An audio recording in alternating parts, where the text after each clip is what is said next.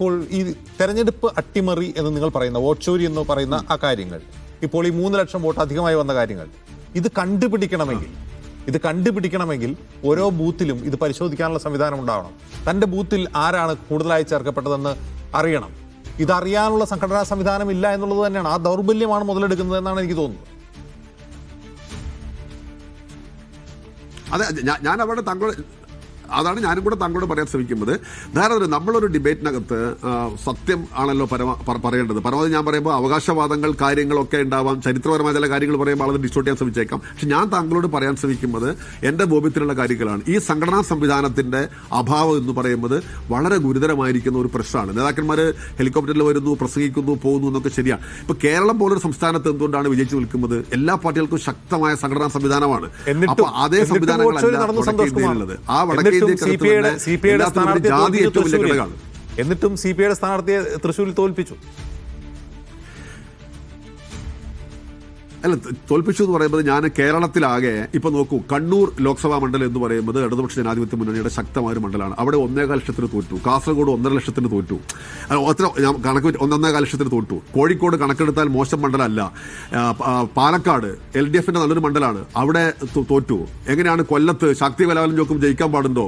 പിന്നെ UDF ജയിക്കുന്ന സ്ഥിതി ഉണ്ടാവുന്നു. അപ്പൊ ഞാൻ പറയുന്നത് തൃശ്ശൂരിലെ തോൽവിയെ മാത്രം നമ്മൾ വേറെ എന്തെങ്കിലും ഒരു സഖ്യത്തിന്റെ ഭാഗമാണെന്നൊക്കെ വ്യാഖ്യാനിക്കുന്നതിനകത്ത് ഒരു കാര്യമുണ്ടെന്ന് എനിക്ക് തോന്നുന്നില്ല. വർക്ക് ചെയ്തു, അതിന്റെ കുറെ ഘടകങ്ങളുണ്ട്. ഞാൻ മറ്റു വിശദാംശങ്ങളിലേക്ക് പോകുന്നില്ല. നടന്നിട്ടില്ലേ? അല്ല, ഞാൻ പറയുന്നത് വോട്ട് ചോരി ഒക്കെ നിങ്ങൾ അല്ലാണ്ട് എന്നിട്ട് പറഞ്ഞാൽ വോട്ട് ചോരി സ്വാഭാവികമായിട്ടും CPI ആൾക്കാർ ഉന്നയിച്ച് പരാതി കൊടുത്തു. നിരവധി വോട്ടർമാരെ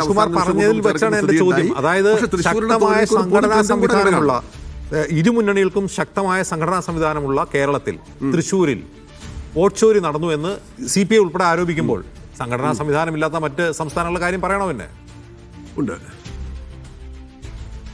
എല്ലാ സ്വാഭാവികമായിട്ട് അല്ല. അപ്പോൾ എനിക്ക് തിരിച്ചു ചോദിക്കാമല്ലോ എന്ന് പറഞ്ഞാൽ അതാണ് കേരളത്തിന്റെ അവസ്ഥയെങ്കിൽ എന്തായിരിക്കും വടക്കേന്ത്യയുടെ അവസ്ഥ? അതാണ് കേരളത്തിന്റെ അവസ്ഥ. അതാണെങ്കിൽ ഇപ്പോ കാശ്മീരിൽ നിന്ന് വരെ ആളെ കൊണ്ടുവന്ന് ഇവിടെ വോട്ട് ചെയ്യിക്കാമെന്ന് ഒരാൾ പ്രസ്താവിക്കുന്ന കാഴ്ച നമ്മൾ കണ്ടു. പല ആളുകളെ അവസാന നിമിഷം തൃശ്ശൂരിൽ വോട്ട് ചേർത്തുള്ള ഒരു വസ്തുതയാണ്. അത് ഇലക്ഷൻ കമ്മീഷന്റെ ഒത്താശയോടുകൂടി ചേർക്കുന്ന സ്ഥിതിയുണ്ടായി. ഉദ്യോഗസ്ഥന്മാർ ഇലക്ഷൻ കമ്മീഷന്റെ നിയന്ത്രണത്തിലായി കഴിഞ്ഞാൽ പിന്നെ ബന്ധപ്പെട്ട ഡിപ്പാർട്ട്മെന്റുകൾക്ക് അതിനകത്ത് ശരിയായിട്ട് പോലും ഇടപെടാൻ സാധിക്കില്ല. എന്തായിരുന്നാലും ആയിരക്കണക്കിന് വോട്ടുകൾ അങ്ങനെ ചേർത്തു. അവ സംബന്ധിച്ച പരാതികൾ ഇപ്പോഴും നിൽക്കുന്ന സാഹചര്യം ഉണ്ടായി. പണം കൊടുത്തുകൊണ്ട് വോട്ടർമാരെ സ്വാധീനിക്കാൻ വേണ്ടി എങ്ങനെയാണ് GPay ഉൾപ്പെടെ ഉപയോഗപ്പെടുത്തിയതിന്റെ വേറെ കണക്കും ഞങ്ങളുടെ കയ്യിലുണ്ട്. അതൊക്കെ ഇരിക്കട്ടെ. കേരളത്തിന്റെ സ്ഥിതി അതാണെങ്കിൽ എങ്ങനെയാവും? ഞാൻ പറയുമ്പോൾ തൃശ്ശൂരിലെ പരാജയത്തിന് അത് മാത്രം കാരണമായിട്ട് നമുക്ക് കണക്കാക്കാൻ പറ്റില്ല. കേരളത്തിന് ഒരു പൊതു ട്രെൻഡ് കൂടെ ഉണ്ട് എന്നാണ് ഞാൻ പറയാൻ ശ്രമിച്ചത്. അപ്പൊ മറ്റ് സംസ്ഥാനങ്ങളിൽ ഈ അവസ്ഥ വളരെ മോശമാണ്. പ്രത്യേകിച്ചിട്ട് ജാതി എന്ന് പറയുന്നത് നോക്കൂ, അസാമാന്യമായ ഒരു ഘടകമായിട്ട് ഇപ്പോഴും ഇന്ത്യൻ രാഷ്ട്രീയത്തിനകത്ത് നിൽക്കുന്നുണ്ട്. ഏറ്റവും അവസാനം വരുമ്പോൾ ബാക്കി എന്തെല്ലാം പ്രശ്നങ്ങളുണ്ടെങ്കിലും അതിലേക്ക് വോട്ടർമാർ എത്തുന്നു എന്നതിന് നിരവധിയായ തെളിവുകളാണ്. ഇത് നമ്മൾ കൃത്യമായി വിശകലനം ചെയ്യുമ്പോൾ നമുക്ക് അതും കുറെ കാണാൻ സാധിക്കുന്നതാണ് എനിക്ക് തോന്നുന്നത്. ശരി, ബിജു നായരിലേക്ക് വേണ്ടി. ബിജു, ബീഹാർ പിടിക്കുക എന്നുള്ളത് BJPയുടെ ഒരു വലിയ ആഗ്രഹമാണ്. കാരണം നിതീഷ് കുമാറിന്റെ സഹായമില്ലാതെ ഇപ്പോൾ ഏതായാലും കേന്ദ്രത്തിൽ ഭരിക്കാൻ കഴിയില്ല. ഇപ്പോൾ ഈ തെരഞ്ഞെടുപ്പ് റിസൾട്ട് BJPക്ക് വളരെ സെക്യൂർ ആയിട്ടുള്ള, വളരെ സേഫ് ആയിട്ടുള്ള പൊസിഷൻ ബീഹാറിലും കേന്ദ്രത്തിലും നൽകിയിട്ടുണ്ട്.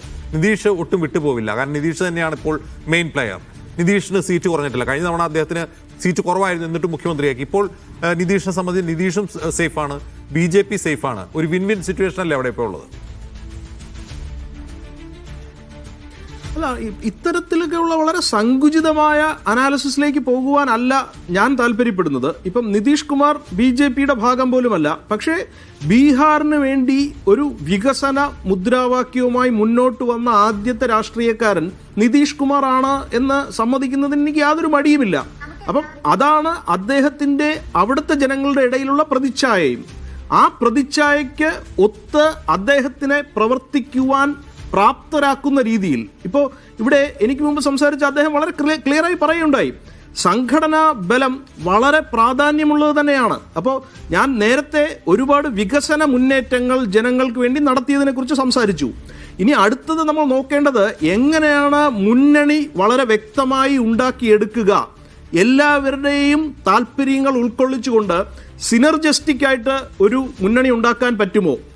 അപ്പം ഇന്ന് നമ്മൾ നോക്കുകയാണെങ്കിൽ NDA മുന്നണിയിലുള്ള ഓരോ പാർട്ടിയും ഏതാണ്ട് 80% സ്ട്രൈക്ക് റേറ്റ് വച്ചിരിക്കുകയാണ്.